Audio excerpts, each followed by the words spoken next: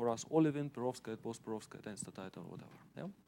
And that's how it works. You can see, for instance, in the binary Lennard-Jones system, seemingly simple, but in reality exceedingly complicated. You can see ground states such as A14B with a very beautiful crystal structure. I would never guess that such ugly composition can have such beautiful structure. A8B, A3B, and heaven knows what. Yeah? So in a single simulation, you can cover this entire field and come up with all these ground states. Magnesium iron, a more relevant system for the Earth's core.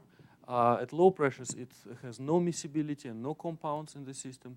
At pressure of the Earth's core, look how many stable compounds exist here. Wow. And the structure of these compounds can be very relevant. For instance, most of these compounds have a BCC-based structure. That means that if you have some way to get magnesium into the core, from perovskite, post-perovskite, whatever reactions could occur there, you could stabilize the BCC phase of iron. Okay. So that's what we have done with the currently existing version of the method and code. How much more we can do with further developments. If you want to learn more, let me advertise for you the book that will come up in a couple of months in Wiley. To sum up, we have a method that enables us to go quite far in understanding the interiors of planet, in understanding the new materials, in designing new materials even. This is really an interface between computational science, mineral physics, and material science. We have a code which is freely distributed, open source, which scales well on parallel machines, which has a community of more than 100 users. To analyze data, huge data sets provided by this method, we have developed new visualization and data analysis tools, which are also freely available. And basically, what I want is such tools to be widely used, more widely used in the mineral physics community. And for that, we need better hardware and stable financial support for code development and sort of workshops like the one we have now. Thank you.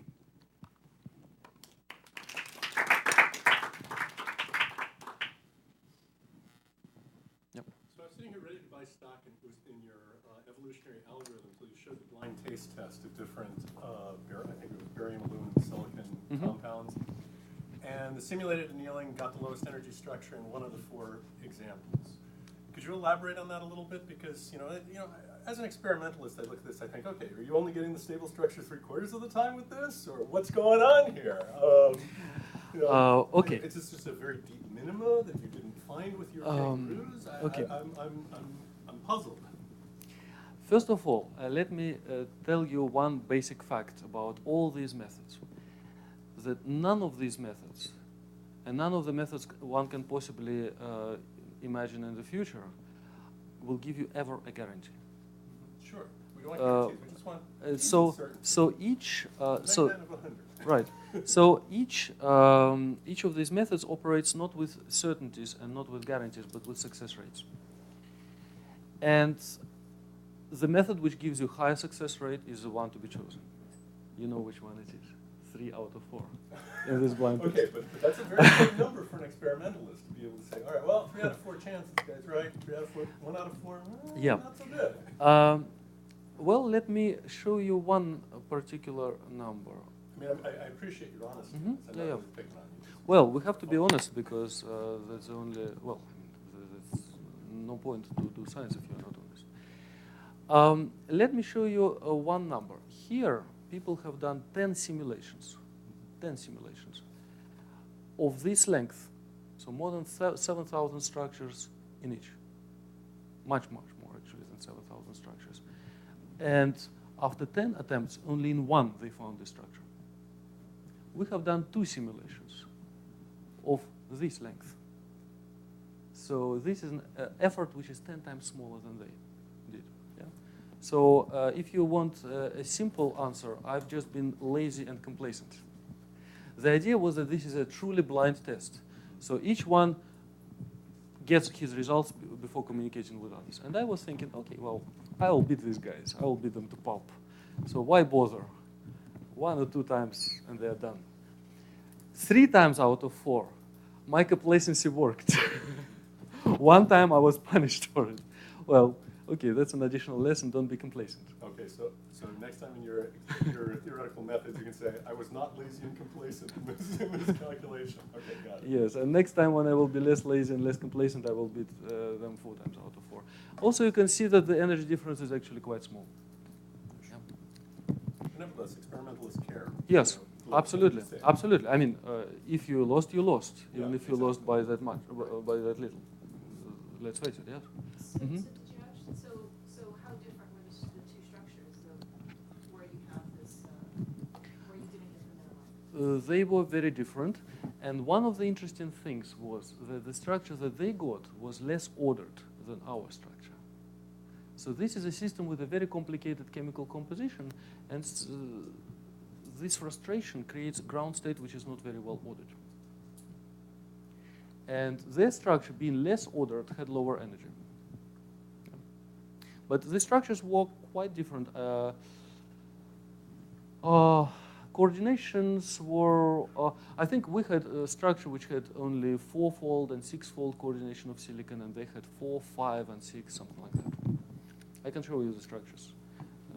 They are both very messy because of messy chemical composition.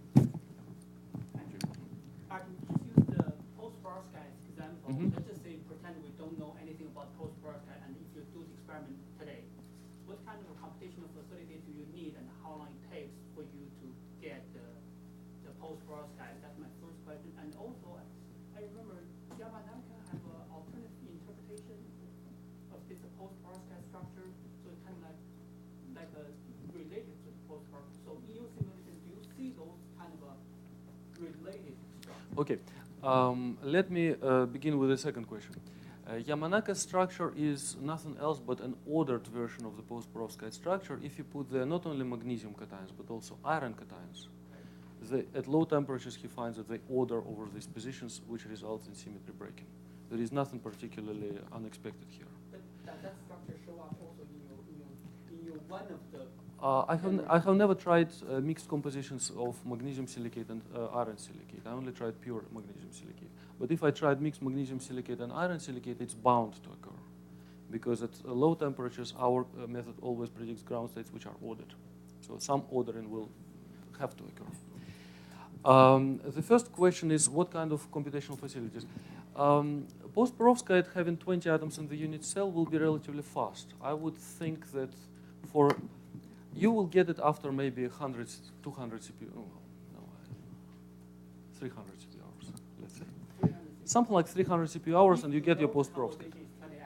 If you know the composition is 20 atoms, then I would recommend you not to terminate the calculation once you got to the post-perovskite, but to wait a little bit, to give the simulation a chance to invent something new if it wants to.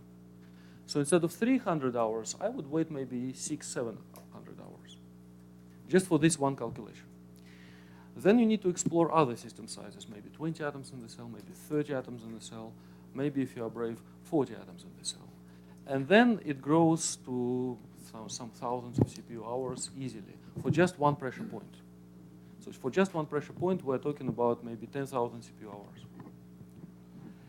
Then if you want to explore the pressure space more widely, then you need more points. Then it grows into a project with maybe 50,000 CPU hours. Also, notice another thing, that all these... What kind of CPU? Just average Intel CPUs, normal CPUs, nothing special. I'm not talking about vector processor. Just a serial code, and there's no parallelization there. Well, I'm talking about CPU hours, and this code scales so well that it actually comes up to practically the same number whether you do it serially or parallel. Yeah. If you do it in parallel, your 10,000 CPU hours on 100 cores will come up to 100 hours. So it's 4 days effort. It's nothing, if you like. But if you want to do thorough exploration of the pressure variable, then it grows into a really big project. And another thing I want to mention here is that these calculations are by necessity done all at 0 temperature, because temperature blows up computational costs by at least 2 orders of magnitude.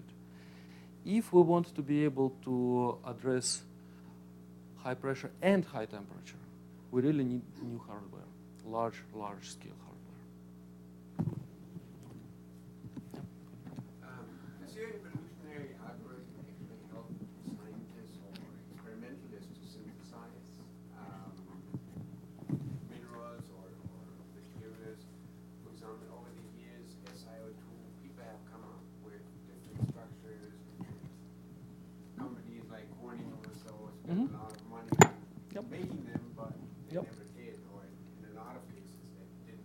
Well, here is one example. We predicted this thing in 2005. For 2 years, experimentalists were screwing their cells until they found the structure. Yeah. So this was a structure which we predicted and told them, go and do it. Another case was, oh yes, I think I misused the word screw. Sorry about that. We're just having a little discussion here. What you have to say about that? Huh? This is not much though. Uh, At those pressures, it's extremely, hmm? at those pressures, I think it's very difficult. Yes, for experiments. exactly. But we told them exactly the pressure to which they should go. This is another case where we found a structure which experimentalists couldn't figure out, although the phase itself was known by experimentalists from 2004. Yeah. Then we predicted sodium before any experiment. And we told experimentalists, go and look at it. And they went and found it. So we have a ton of, actually, such cases. That only works if the structure goes to, or if that material goes to that structure spontaneously at that temperature or pressure. If the transition is sluggish, then you need to do high temperature experiment. Then you need to do heating, yes.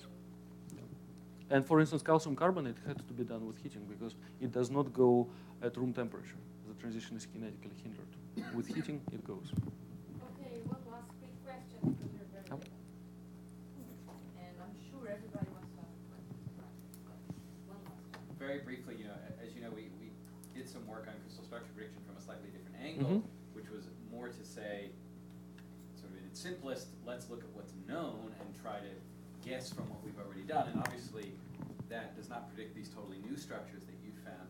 Do you think, though, it has the advantage, though, that in many systems, for example, post-perovskite, had you just tried every AbO3 compound that was known, you probably would have found it in 20 runs. And it could have been done in 3 days, right? You would have tried calcium radium oxide, and would have been like, oh, look, it's more stable.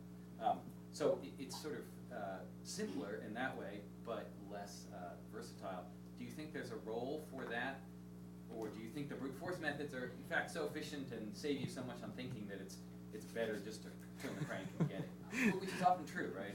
Well, I think one should not think in terms of excluding mutually exclusive methods, but in terms of mutually complementary methods. Yeah. I think data mining approach on which you have worked is extremely efficient, and it has a big role to play. I am a big fan of this approach. As you mentioned, the main limitation is that if the structure which is actually stable is not in the database, then it goes nowhere. But if it is in the database, you will find it very, very quickly.